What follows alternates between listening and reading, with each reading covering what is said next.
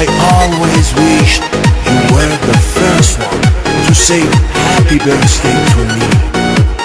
Vocal, music, lyrics and arrangement by Ayub Alef.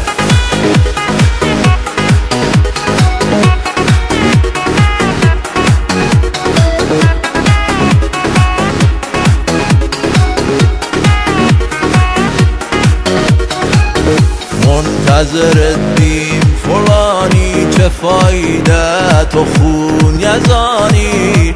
امروز ری 100مین بار دوباره قلبم شکانی.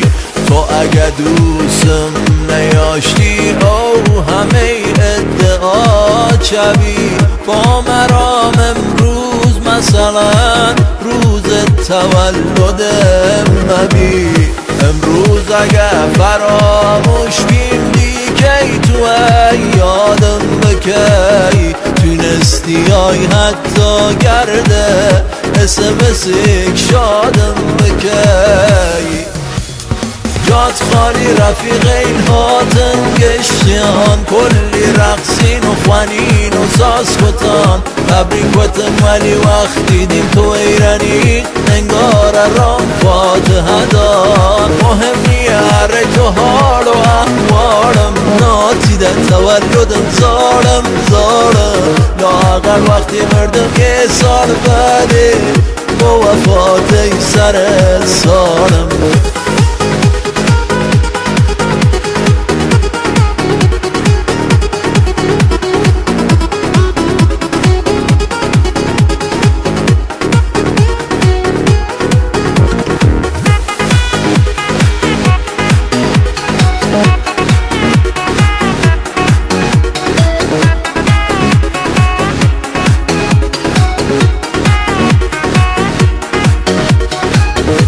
مگه اجتماعی جوریم، رفیقیل راه دوریم. تا طرف زنس بی نمک وقتی گیش مرد شوریم. گش کس اگم خدا بکی 100 سال عمرت و دنیا بود. ما زندگیم یتوه مگه دستم و دست جدا بود.